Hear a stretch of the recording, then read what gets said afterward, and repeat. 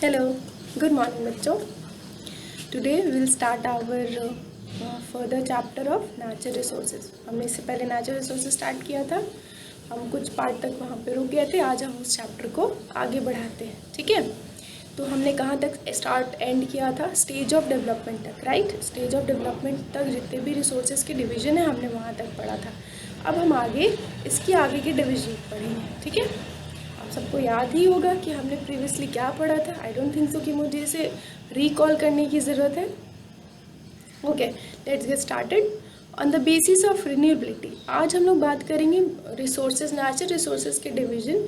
ऐसे क्राइटेरिया पे, वो क्राइटेरिया क्या है कि उसका वापस बनना, नेचुरल रिसोर्सेज का वापस से बनना। ओके, तो on the basis of renewability natural resources two categories में डिवाइडेड है। The one is renewable resources and the second is non renewable resources, ठीक है।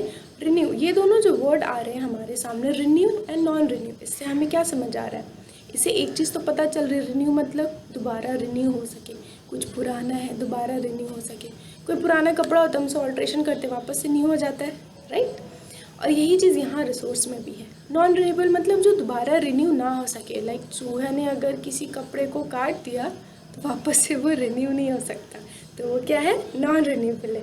ओके, सो अब हम लोग, ये तो था डे टू डे लाइफ का example, just to explain you the word renewable and non renewable. अब हम लोग आगे रिसोर्सेज में जाते हैं कि इनका क्या मतलब होता है। तो रिन्यूएबल रिसोर्सेज क्या होते हैं? Those which can get renewable और रिप्लेनिश्ड। रिप्लेनिश्ड मीन्स बच्चों रीस्टोर। ऐसे रिसोर्स जो कि रिन्यू हो सकते हैं, नए बन सकते हैं, और रिप्लेनिश रीस्टोर हो सकते हैं। तुरंत ख़त्म हुआ, तुरंत हमने रीस्टोर करके वापस से यूज़ करना स्टार्ट कर दिया। उस तरह के रिसोर्सेज को हम लोग क्या कहते हैं? रिन्यूएबल रिसोर्सेज कहते हैं। उसे एक और नाम से हम लोग जानते हैं, inexhaustible resource. Why inexhaustible resource? ये वर्ड इनएग्जॉस्टिबल कहाँ से आया? एग्जॉस्टिबल से आया। एग्जॉस्ट मीन्स थक जाना, ठीक है। तो थकना, ये सारे रिसोर्सेज कभी थकते नहीं हैं, मीन्स कि कभी ख़त्म नहीं होते। ये सारे रिसोर्सेज हमेशा मौजूद होते हैं हमारे इन्वायरमेंट में, हमारे आसपास, हमारे नेचर में। That is why they are called inexhaustible resources. For example, इससे आप समझ जाओगे, solar and wind energy. Solar energy, solar energy क्या है बच्चों? सोलर एनर्जी हमें कहाँ से मिलती है? सन से। We create solar energy from the heat of the sun.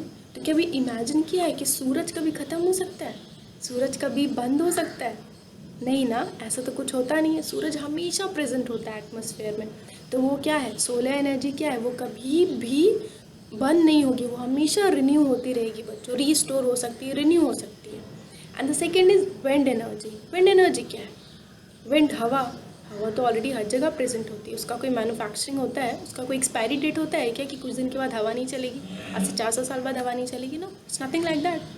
तो विंड एनर्जी भी क्या है? हमेशा विंड एनर्जी बन सकता है, रिन्यू हो सकता है, रीस्टोर हो सकता है। क्यों? क्योंकि वो हर वक्त हमारे नेचर में प्रेजेंट होता है। The second one is non renewable resources. Non renewable resources क्या है? Those which have a limited stock. ऐसे रिसोर्स जिसका कुछ लिमिटेड स्टॉक है, जो एक वक्त के बाद सीमित ख़त्म हो जाएगा, ठीक है। Once the stock are exhaustible, एक बार वो स्टॉक अगर ख़त्म हो गया तो उसे वापस बनाने में हमें 1000 साल लग जाएंगे। वी गेट 1000 ईयर्स कि उसे वापस से हम रिप्लेस, रीस्टोर, मतलब वापस से उसको हम लोग बना सके, रिन्यू कर सके, उसमें हमें हज़ारों साल लग जाएंगे। इसीलिए इसे हम लोग नॉन रिन्यूएबल रिसोर्स कहते हैं। और इस तरह के रिसोर्स क्या होते हैं? रिप्लेनिश्ड, नॉन रिप्लेनिश्ड होते हैं। वो रिप्लेनिश्ड नहीं, रीस्टोर नहीं हो सकते, रिन्यू होने में उन्हें टाइम लगता है। तो these are called non renewable resources. और जैसे कि हम रिन्यूएबल रिसोर्स को इनएग्जॉस्टिबल कहते थे, उसी तरह नॉन रिसोर्सेज को हम लोग एग्जॉस्टिबल रिसोर्सेज कह सकते हैं, कहते हैं। It is also called, why it is also called? क्योंकि नॉन रिन्यूएबल रिसोर्सेज अगर एक बार ख़त्म हो जाए तो वापस बनने में उसे बहुत वक्त लगता है। ऑलमोस्ट इम्पॉसिबल नहीं कहेंगे, नेक्स्ट टू इम्पॉसिबल कह सकते हैं, क्योंकि इसे वापस बनाना इज़ नॉट सो ईजी। इसीलिए ये एग्जॉस्टिबल, एक वक्त के बाद ये ख़त्म हो जाएगा, लिमिटेड है ये। फॉर एग्जांपल कोल, पेट्रोलियम, ये सब क्या है मौजूद हमारे नेचर में। वी गेट एक्सट्रैक्टेड, हम उसे निकालते हैं।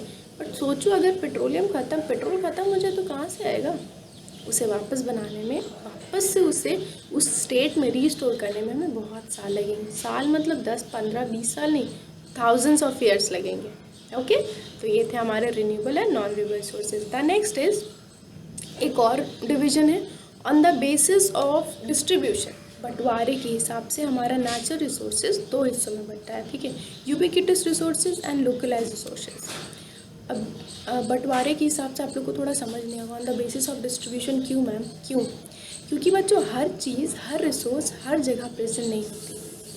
हर natural resource, her man made resource, ज़रूरी नहीं कि हर स्टेट, हर जगह हम जहाँ रह रहे हैं हर जगह वो प्रेजेंट हो, ये ज़रूरी नहीं। वो कहीं प्रेजेंट होती है, कहीं नहीं होती, कहीं लार्ज अमाउंट में होती, कहीं कम अमाउंट में होती है। तो इसी बेसिस पे हमारे नेचुरल रिसोर्सेज टू पार्ट्स में डिवाइडेड है। वन है ubiquitous. Ubiquitous are those types of resources, उस तरह के रिसोर्स आते हैं इस कैटेगरी में जो हमें हर जगह मिलते हैं, दैट इज़ फाउंड एवरीवेयर।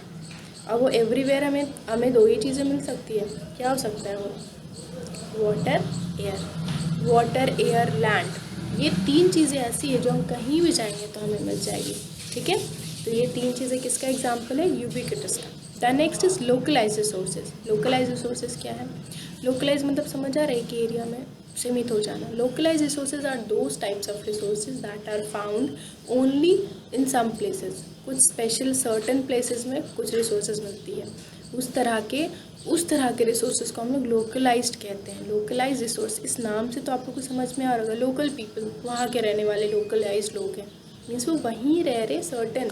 और नेटिव पीपल, ये तो अलग चीज़ है, राइट।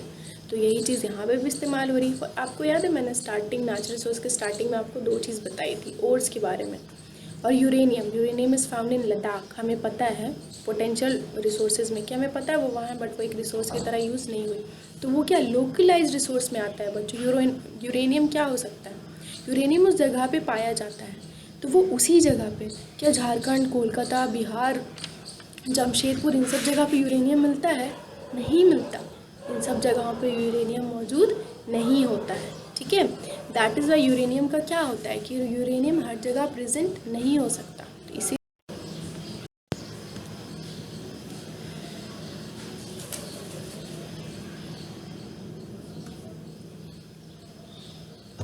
ओके तो ये बहुत ज़्यादा इम्पॉर्टेंट है जानना कि हमारा जो डिस्ट्रीब्यूशन ऑफ नेचुरल रिसोर्सेज है वो कौन से क्राइटेरियाज पे होता है। टेरेन्स पे, सतह की बनावट, ठीक है, क्लाइमेट, मौसम और एल्टीट्यूड मीन्स हाइट, उन सब के ऊपर डिपेंड करता है कि हमारा जो नेचुरल रिसोर्सेज है वो कहाँ कहाँ बटेगा। The distribution of resources is unequal across the earth. Distribution of resources क्या है? अनइक्वल मतलब अलग अलग है, इक्वल ही नहीं है। जैसे कि जितना हैदराबाद में मिल रहा है हमारा रिसोर्स उतना ही कलकत्ता में भी मिल रहा है, इट्स नॉट इम्पॉर्टेंट। जितना हमें साउथ एशिया में मिल रहा है उतना ही हमें इंडिया में भी मिल रहा है, इट्स नॉट इम्पॉर्टेंट। तो distribution of resources across the earth is unequal, okay. Now we will move on to the human resources. Human made resources हमने पढ़ा था। Next criteria, what are human made resources? Human made resources ऐसे resources हैं to the number, ठीक है, and the ability of the people. अब इसे मैं आसान शब्दों में समझाती हूँ। नंबर मतलब क्वांटिटी, कि किस क्वांटिटी में, एबिलिटी मतलब मेंटल और फिजिकल मतलब हमारी क्वालिटी। इन दो चीज़ों के ऊपर हमारा मैन मेड रिसोर्सेज डिपेंड करता है। क्यों बच्चों? क्योंकि जो हमने पढ़ा था ना, ह्यूमंस आर इम्पॉर्टेंट रिसोर्स। क्यों? क्योंकि हम डेवलप कर सकते हैं, हम नॉलेज से, अपने स्किल से, अपने क्रिएटिविटी से एक नए रिसोर्स का उत्जात कर सकते हैं। तो इसीलिए हमारा क्वांटिटी कि हम उसे कितना उत्पाद कर रहे हैं और हमारा एबिलिटी कि हमारा मेंटल और फिजिकल स्ट्रेंथ क्या है, वो उस बेसिस पे हम man made resources, human man made resources को डेवलप कर सकते हैं, ठीक है, ऑफ द पीपल। नेक्स्ट, कि रिसोर्सेज क्या क्या हो सकते हैं? The resources which are created from the, अभी हमें पता है ना नेचुरल रिसोर्सेज बिना ह्यूमन रिसोर्सेज और मैन मेड रिसोर्सेज के कॉम्बिनेशन के नहीं बन सकता। तो ऐसे रिसोर्सेज जो नेचुरल रिसोर्सेज और ह्यूमन रिसोर्सेज के कॉम्बिनेशन से बने बाय द ह्यूमंस, हमारे द्वारा, इंसानों द्वारा बनाया जाए, उस तरह के रिसोर्सेज को हम लोग कहते हैं ह्यूमन मैन मेड रिसोर्सेज, ठीक है। और हम उसे क्यों बनाते हैं? अपने यूटिलाइजेशन के लिए, अपने यूजफुल के, so that we could use it, ठीक है। इस तरह के रिसोर्सेज के एग्जांपल हो सकते हैं आपके रोड्स, मशीन्स, व्हीकल्स एक्सेट्रा। अब मैं आपको बताती हूँ नेचुरल और ह्यूमन रिसोर्सेज, मैंने आपको बताया दोनों का मिल करके कैसे रोड बनता है। उसमें बहुत सारी चीज़ें लगती हैं, राइट। उसमें एक और चीज़ यूज़ होती है, चारकोल प्रोड्यूस होता है। लेकिन चारकोल बनाने के लिए जो एलिमेंट्स यूज़ होते हैं उसमें, ठीक है, जो भी उसमें चीज़ें चाहिए होती हैं वो एक्सपेरिमेंटेड नहीं होता, वो मैन्युफैक्चर्ड नहीं होता, वो कोई बनाता नहीं है। या वो हम कहीं से लाते नहीं, वो ऑलरेडी प्रेजेंट होता है, उसे हम निकाल के एक्सट्रैक्ट करके अपने चारकोल को प्रोड्यूस करते हैं, राइट। इसीलिए ऐसी चीज़ें जो नेचुरली प्रेजेंट हो, उसमें मैन मेड अपना प्रैक्टिस लगा के, अपने एथिक्स लगा के, अपने नॉलेज और क्रिएटिविटी लगा के जो क्रिएट करते हैं, उस तरह के रिसोर्सेज को हम लोग ह्यूमन मेड रिसोर्सेज कहते हैं। इसका सबसे बेस्ट एग्जाम्पल है technology. Why technology is a human resource? क्या टेक्नोलॉजी ऑलरेडी प्रेजेंट था नेचर में? नहीं ना। क्या टेक्नोलॉजी आसमान से आती है? क्या टेक्नोलॉजी हवा की तरह बहती है? क्या टेक्नोलॉजी हमें गर्मी देती है? नहीं, ऐसा कुछ नहीं है। टेक्नोलॉजी एक ऐसी चीज़ है, एक ऐसा सिस्टम जिसे हमने बनाया है, हम ह्यूमंस ने उसे क्रिएट किया है, राइट, ताकि हम एक दूसरे से इंटरेक्ट कर सकें। ये ऑलरेडी नेचर में प्रेजेंट नहीं था ना बच्चों। So this is the basic difference of human and natural resources. Okay, that's all for today. इसके आगे 2 कंडीशंस और हैं, 2 एक्सप्लेनेशंस और है, that will be done in the next class. Till then study hard, bye.